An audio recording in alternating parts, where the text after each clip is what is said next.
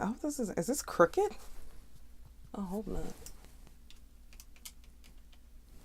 Is that better? Oh, yeah, that's fine. Okay.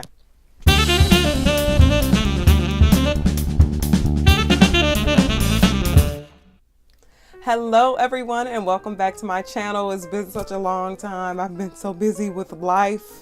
I finished school. Well, not finished with school, though I wish I was really finished with school, but I finished up some classes. The school year ended. There was just so much stuff going on. I was like, okay, I need to take a break. Make sure everything else is together, and then I am going to return. And so now here I am. I have new blogs. They're already written, so they're going to be coming consistently. And I have this new video, so I'm super excited about this. And so today's video is actually going to be about surviving an online class, or an online program, I should say. So how in the world are you going to survive an online program? Now, before I move forward and I go into all those steps to how to survive an online program, be sure to subscribe to my channel if you have not already done so. And if you like this video, please be sure to hit like. YouTube loves it when you click like, so please be sure to click like. If you are interested in reading the blog, which always has more detail than the video, you can check out my blog at xjonespennies.blogspot.com. And if you would like to contact me, you can via my website at xjonesconsulting.weebly.com. So, like I said, today I'm going to talk about how to survive an online program. So I have done the real-time programs before. Like undergrad was completely real time. It wasn't even really a thing that people were doing online programs. My first master's degree was also something that was real time. I had left work and I sat in class for hours and hours. And then my second master's, I was like, let me venture into the online program just to see what it's like. And I completely loved the format. It was really great for me and for my life. So I understand that both sides have pros and cons, but I'm just focusing in on the online program because that is something that I know a lot of people talk about, think about, but aren't quite sure if it's something that's for them. So I'm just going to give you a few things to consider about your personality, about the programs themselves. If you're really you're either in a program or you're considering getting into an online program, and you're just trying to figure out how the heck am I going to survive. So number one, you need to be organized. So you need to be a person who self-organizes just automatically, because when you're in an online program, it's expected that you're going to seek out all of the most pertinent information on your own. So you need to know when assignments are due. You need to find your syllabi. You need to know how to navigate all of the tools that they have for you. It's just an assumption that you're going to go ahead and move forward and get all of those things together.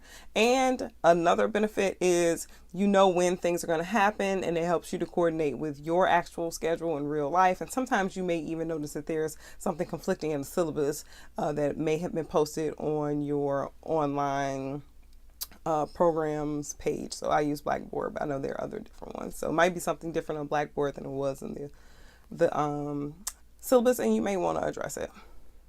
Number two, you need to be a self-starter. So you need to be a person who does not need to be prompted to do things. You just need to go ahead and jump right in head first and get everything done, because like I said, you're in an online program. And don't get me wrong, professors, I think, are professors across the board. Some professors are much more involved than others, just in general, even if it is in real time. But you aren't necessarily going to have that professor sitting there with you, interacting with you twice a week or 3 times a week, or how often those classes are. So you're interacting with your professor via the internet, so email, maybe the phone. So you really need to be a self-starter, someone who could just get started and get things done without being solicited to do anything, because the assignments will still be due whether or not you've started them.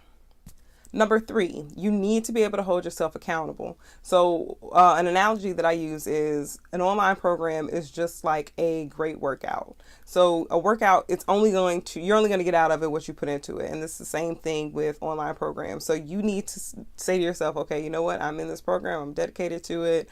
And I am going to hold myself accountable for everything that is due, when it's due, how it should be done, planning things the way that they should be planned. Because again, I'm not necessarily going to interact with my professor in a face-to-face manner, so I don't necessarily have someone there to remind me of things, or someone who's just kind of conveniently there for me to ask questions or clarify things.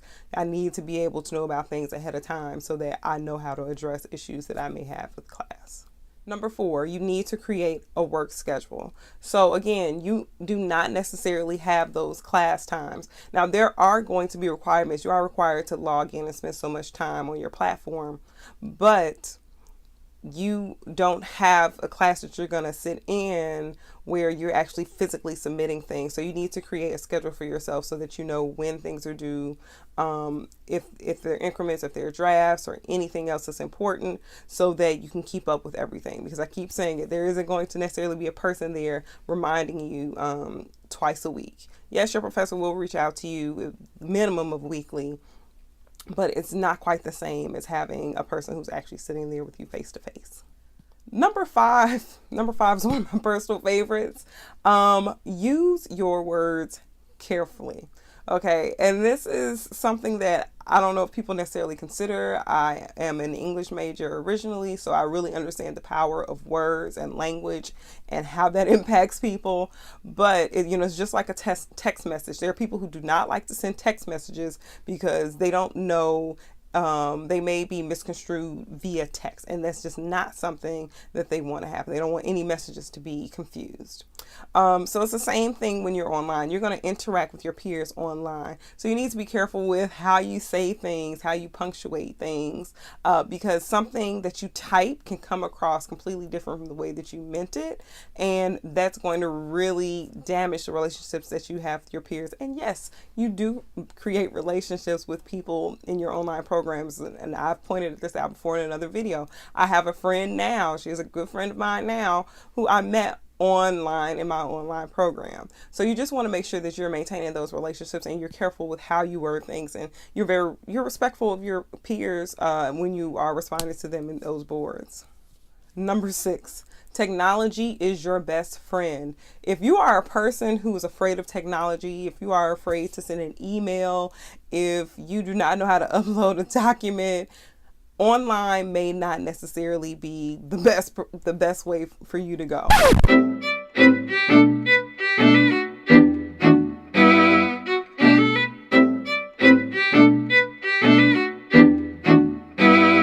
Because if you are in an online program, you need to know how to navigate all of these different tools, all these different platforms, because you're going to have to interact with your peers, you're going to have to interact with your professor, you're going to have to record things, and you're going to have to be a bit more creative because people won't actually see you in real time.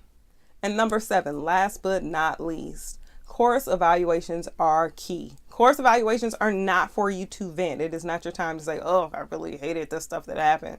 It is your time to really give true feedback. Because the fact of the matter is, if you are in a course and so one thing that's just a peeve of mine is, let's say readings are posted and you don't know who wrote them, where the readings came from. That's an inconvenience to you and an inconvenience to the other people who will wind up taking the class. So you really need to give constructive feedback so the course writers can go back and really make the appropriate changes. So we're all in this together in an online program. If you take a class and you're just like, oh, well, I didn't like the way that was organized, I didn't like the way they did this, that, or the other, please be sure to say something, because you are not the only person who's going to take that class. And if there are improvements to be made, they need to hear that feedback from all of the students in the program. Okay, so just a quick recap of the 7 things that I think you really need if you want to survive an online program. So number 1, you need to be organized. You need to be able to get all of your things together. Number 2, you need to be a self-starter, someone who does not need to be prompted. Number 3, you need to be able to hold yourself accountable. So you just do things. You are the person who is holding yourself accountable to get things done. Number 4, you need to create a work schedule for yourself. Number 5, you need to use your words carefully, because this is how you're interacting with people online. You need to be able to build relationships with those people. Number 6, technology is your friend. And number 7, please be sure to complete those course evaluations.